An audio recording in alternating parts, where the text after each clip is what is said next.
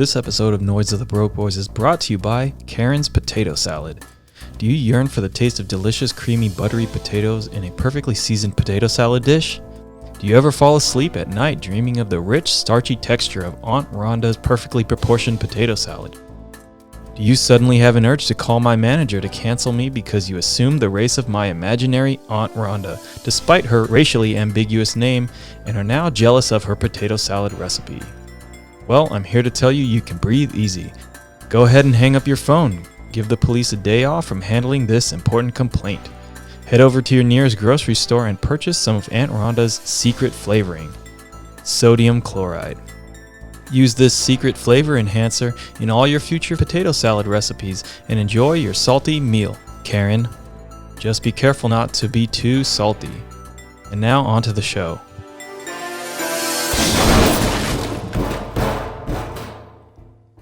In this episode, I talk on a video call with one of my closest homies. He is an up-rocker and a photographer, and low-key, one of the funniest people I know. The song Welcome to the Jungle by Guns N' Roses always reminds me of this guy's crazy shenanigans. Please enjoy the episode with my good buddy, Dirty Sanchez. Do you know where you are? You're in the jungle, baby. You're gonna die. What's up, everybody? Welcome to the show. Today, I've got the dirtiest guest of them all. He's a good friend of mine, probably one of my best friends, and I'm proud to have him on this show. We're going to be talking about some interesting stuff, so I hope you guys are ready for the Dirty Sanchez himself, Robert Lim. What's up, man? How you doing? I'm doing well. I noticed we've been growing those COVID beards, just a sign of the time, but you've been rocking it a little bit longer, so I had to catch up. Yeah, we got them COVID beards going on, dude. Yo, so what's up, man?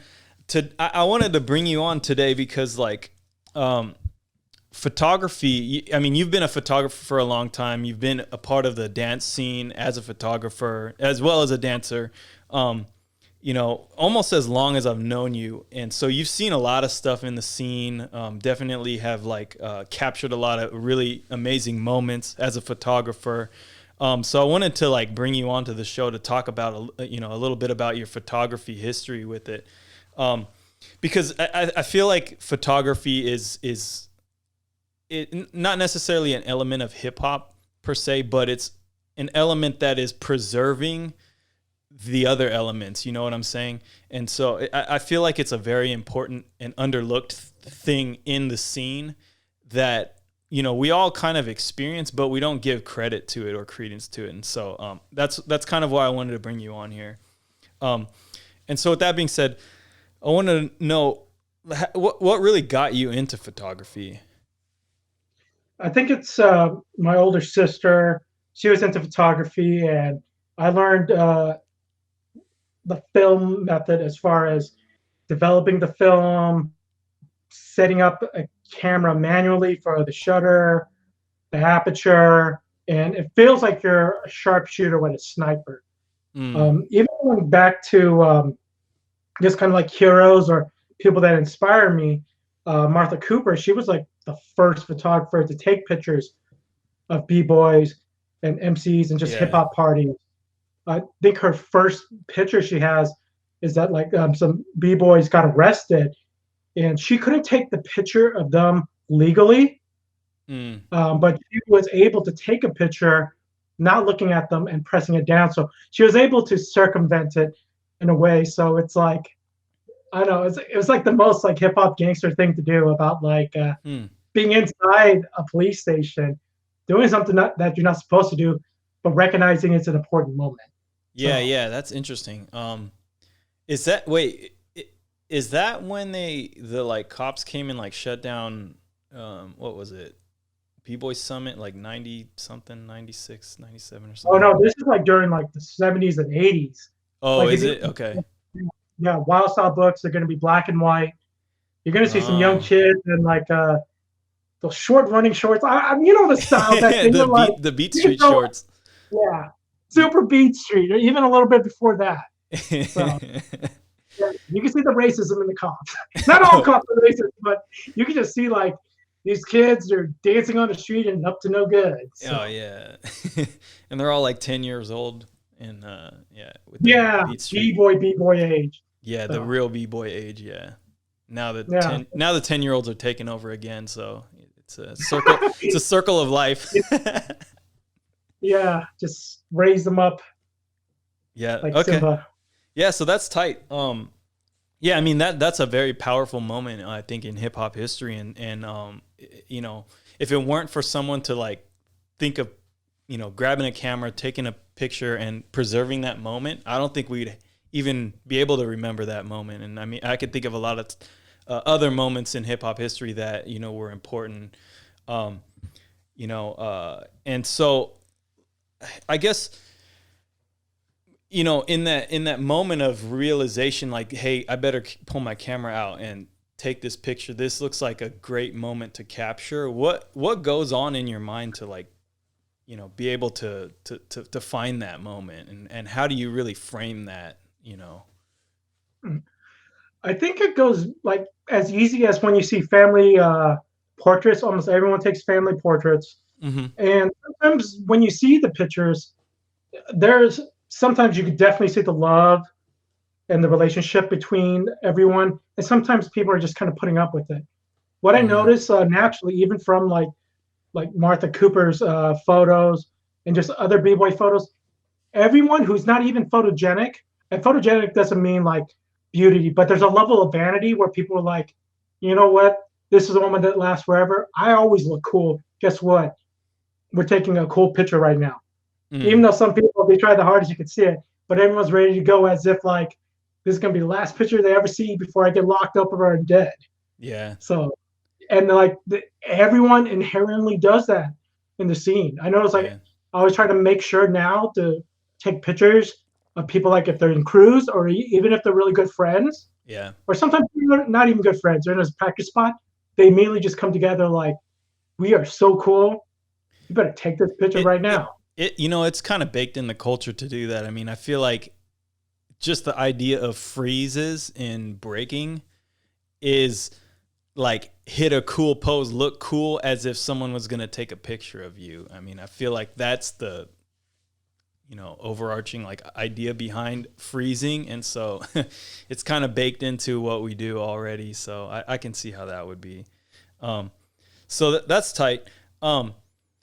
Did you start photography before you danced, or did it come after? I mean, like, I remember when I met you, dang, that was like early 2000s. But I knew you were already dancing, you were up rocking and stuff. But I'm pretty sure you were already taking pictures too. So which came first, and did those bleed into each other at all? I mean, like, as like a, you know, as an artistic kind of thing. Yeah, I like in high school, I started doing photography. That was like before we met over in junior college. Yeah. And then, it was really tough because it was considered sports photography for me. It's how I had to approach it. Mm-hmm. So sometimes I would just go through so many rolls of film, and also finding people that were also decent and knew what they're talking about. If I was asking them to do certain moves or freezes or experimenting what looked cool. So that was kind of a rough blend. But then when I started getting into the dance, I understood how certain body mechanic works, like what visually looks good versus what looks good in one instance. Because I've taken plenty of pictures where people have crashed or that move was just incredibly bad on video, but then the moment was the way the person looked, the adrenaline rushing through them. It just looked amazing. Maybe the crowd was like, "Oh, this is gonna be great," and then it was like, and then you didn't capture the disappointment. The picture looked great. Do you ever scroll through your photos in one of those instances, and you're like, "Dude, this crowd is so hyped," and then you, like, you know, you took an action shot, so there's like 20 photos, and then like at the instant that they realize that he crashed, you see, you know, their expression go from happy and excited to like, oh damn, why am I cheering? That must have hurt. I can say when I I was also managing the dance crew Yeah. when someone was doing a flip, and I did to a picture a pre and then like a post when they flopped, but we were still the most enjoyable performance, even though we were not like the most like sought after entertainment that the Yeah. crowd was expecting. I Yeah. could have mentioned places and people, but let's just say these people have gone well beyond and done plenty of music videos, and we're very proud. Yeah. Sacramento Yeah. proud. Yeah. I know who you're talking I'll leave it at that. I'll about. leave it. Oh, that's tight.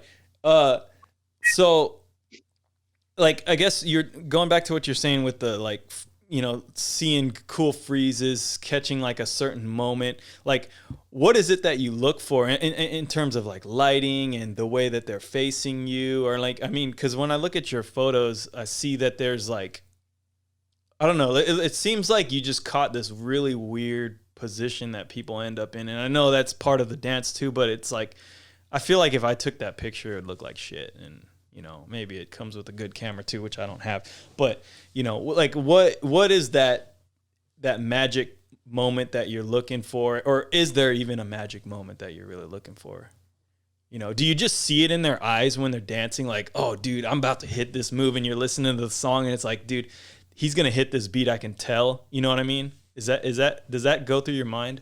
So when I was starting, a lot of it was guesswork. I understand basic, just kind of the technical aspect about understanding lighting. I noticed that lighting was always the hugest issues because events are not conducive to They're all indoor dark. activity. Yes, crazy dark. So sometimes I experimented with flash before, but the one thing is that like that's also going to bother the dancer. Yeah. So I've been cognizant of like if I do flash, moment where like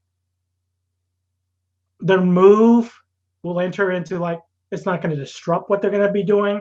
And also another thing too, it took experience about knowing certain dancers and what they're getting into, as far as like, oh, they have so much momentum going here, they're not going to stop there. Yeah. This will blind them and it will make them. This will distract them. So a lot of also going with the camera equipment, a lot of that also had to go with better technology as well. As people start seeing that I was offering more goodwill and kind of not preserving a legacy, but documenting the times, they were more receptive to taking pictures. And that allowed me to pose them and prop them in certain locations. Yeah, I see what you're saying. So, okay. Yeah, so I could see how the lighting would be a real big issue in a jam. I mean, there's only so much you can do really with a camera to make that good. But yeah, I know like you as a dancer, I bet that helps a lot to like be able to see, I guess, predict like what's about to happen. I mean, and you're also very knowledgeable about like that particular dancer. Usually you've seen them before, you know what they're capable of, so you can kind of predict what's going on. So I imagine that helps a lot with it, and I think that is, what makes some of your photos so good is that you can like predict that in a way and be able to capture these moments. So I'm curious, what is your favorite moment you've captured on camera? Gosh, the two that I like, two categories I like to separate are like ones where I kind of pose the individual. That's where like we have a setting and I'm counting 1, 2, 3. We're kind of documenting. And another one is just like when he's at a jam and it was so hype. It was so dope. And then like everyone goes crazy over it. And people always hit me up. I could say like at least like at a jam, an event, definitely a freestyle session. Gosh, I'm trying to think of like one of more, like there's so many from freestyle session, but one that I really like, that like I've just seen it on certain flyers, but it doesn't matter to me. There's one where it's Tata. He entered with Machine and Morris, and then he did like like an air chair, but he lifted up and also he pointed at his opponent.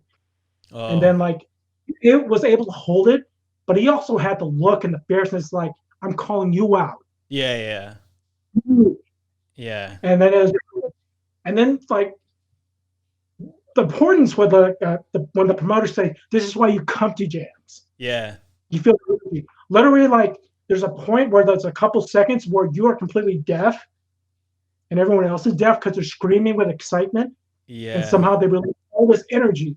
And I'm trying to take the picture where I'm trying not to get way too excited as a fan. yeah, yeah. That was like one of those moments where I'm just like, that was great. I can say also just from like contemporaries or people that are like I see as crazy better than me. There's also another one with Tata and Zeku where they did.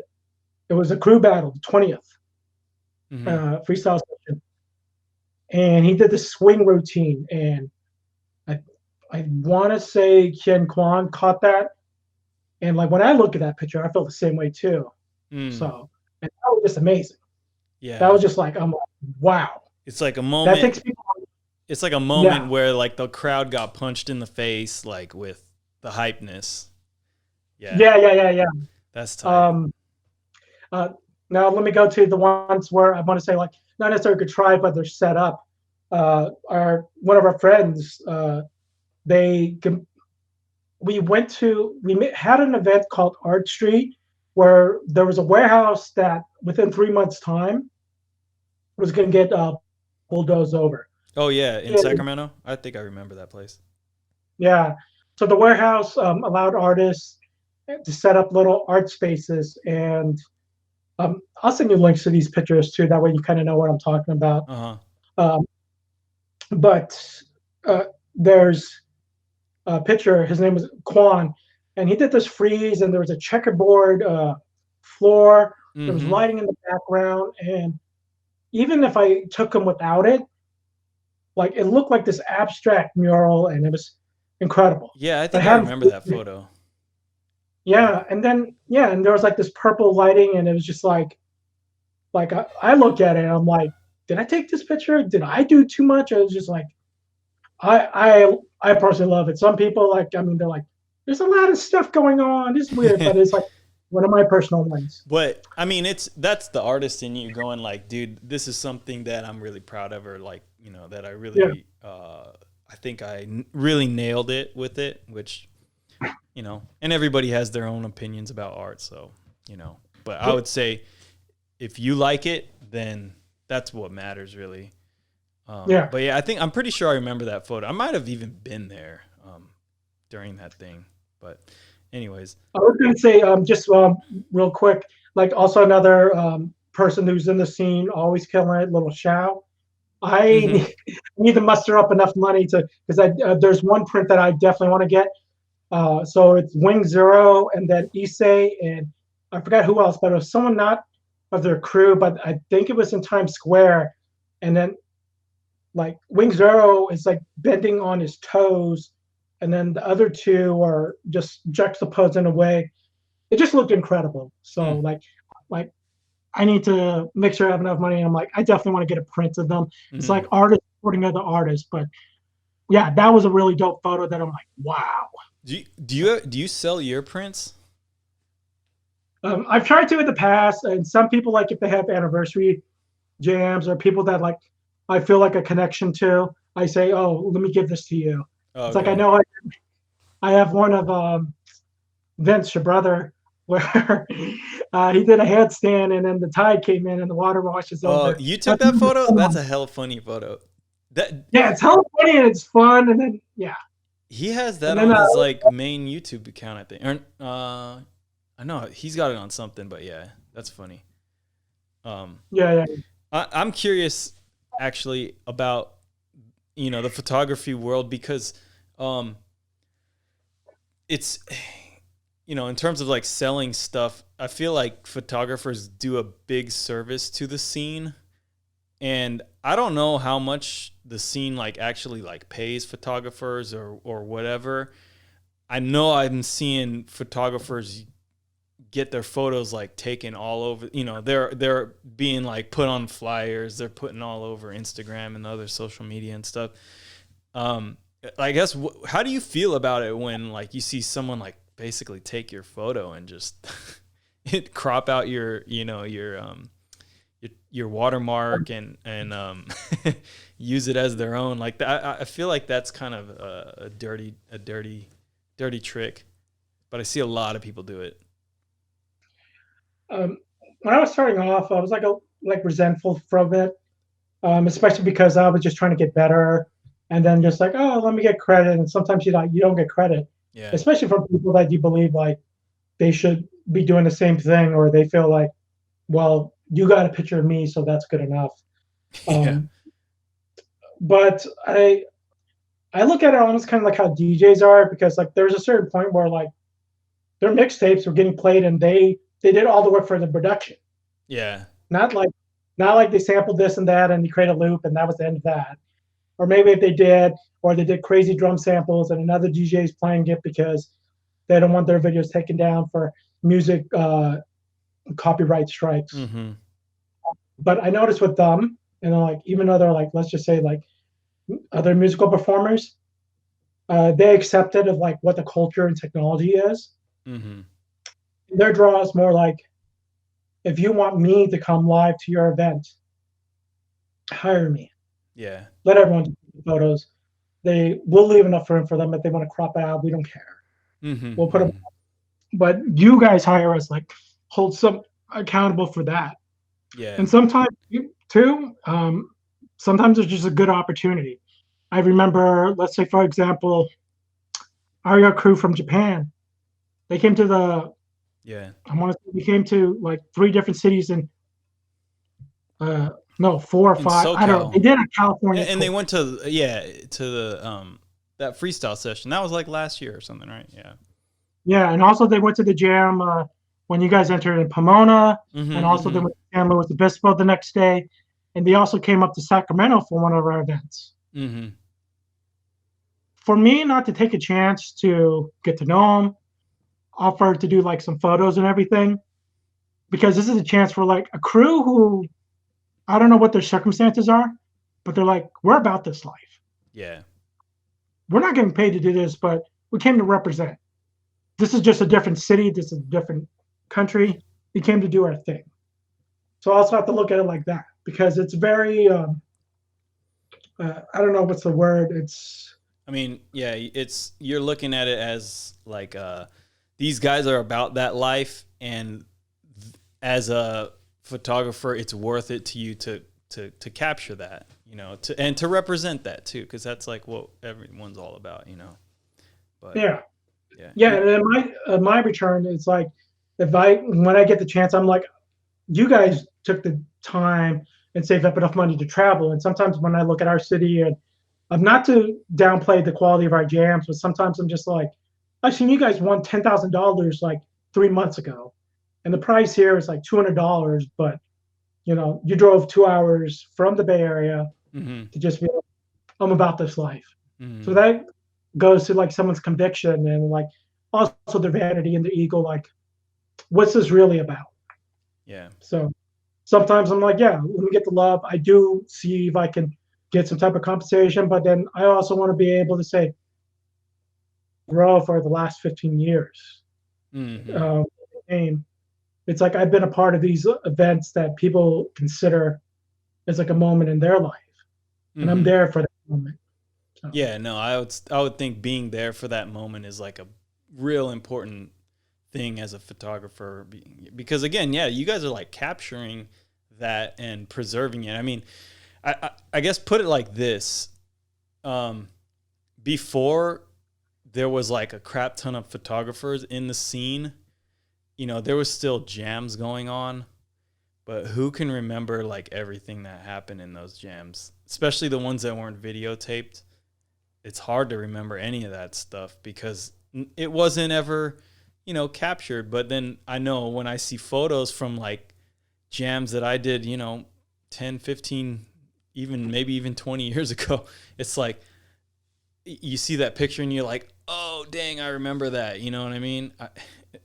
I remember that battle. I remember like being in that situation. I remember training for that or whatever. I remember seeing that dude train for it or whatever, so it kind of really takes you back. And it sucks that there's not so much stuff that's available from, back in the day. But now I feel like there's so much. And so it's going to be like a very good preservation of, the culture moving forward. Maybe too good of one, I guess. We don't need to remember all them crashes. So Yeah, one thing that you said, just the whole social media aspect. You would think there's a saturation of people with videos and also with pictures too.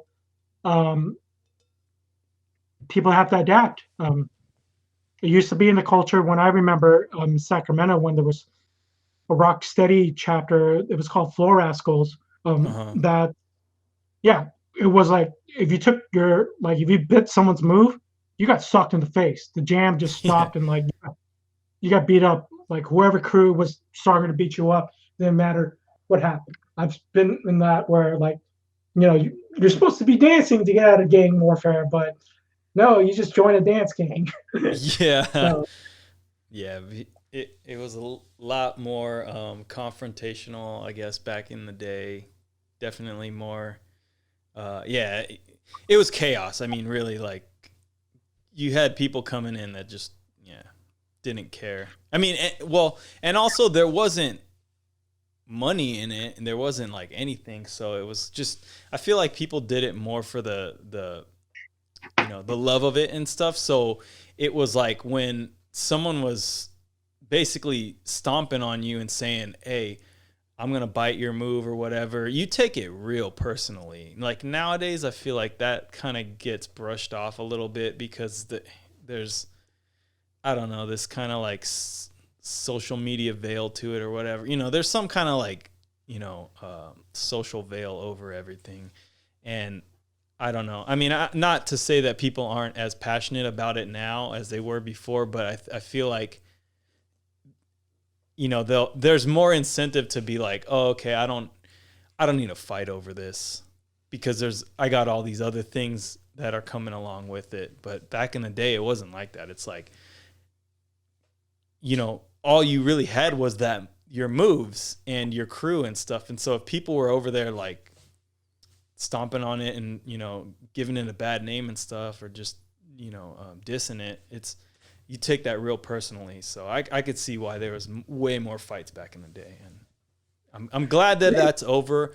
But I feel like back then there was a little more, I don't know, excitement to competitions just because of stuff like that. Not to say that fighting is a good thing, but the drama, the hate flow through you. The drama makes it interesting for sure. Yeah. I'll say this for just two recent examples from at least like my perspective.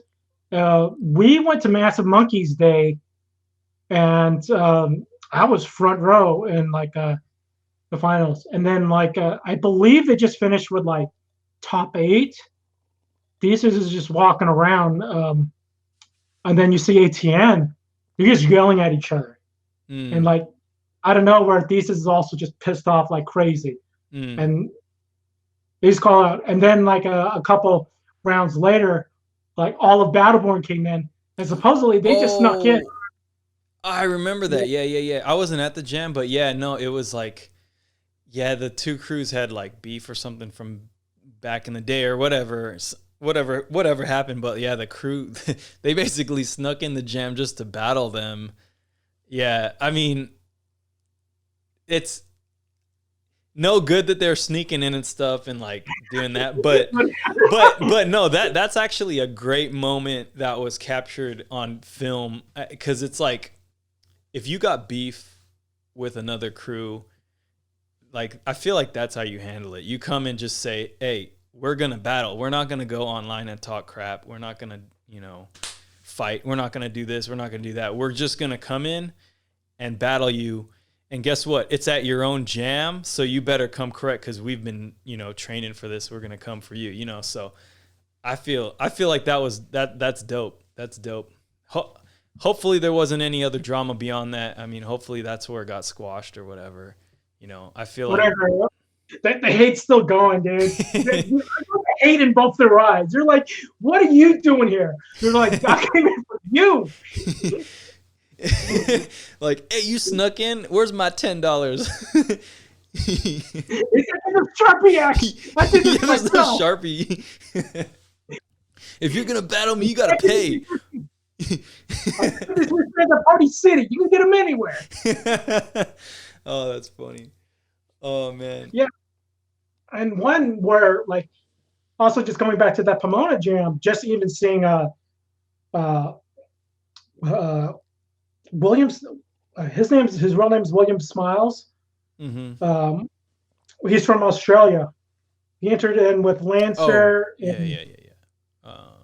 I forget his name. Yeah, Australian dude. No, I know your name's William Smiles, but it's just like it was good talking to him. But he also had a fierceness in his eyes. But I remember saying the same thing. I know not stirring the pot or anything, but it was the same thing when you saw Pac and also Lucy Sky. And then I'm like, when I saw the moves, I'm like, yeah, you definitely did that first. You have that so ingrained into you. The way you hit it, the way you get into it. But I mean, I'm not part of that. I was just like, I'm like, oh, I see. But also from someone to just like also protect you, like, well, I'm definitely going to fly up here. And I hope to see those guys just to confront about that. Yeah, just show up just to confront and battle. Yeah, that's some B-boy shit for sure. I mean, yeah, I've done that in the past. Like I've gone to jams just to battle a crew. I didn't enter the jam. I didn't do anything else except just battle them, you know.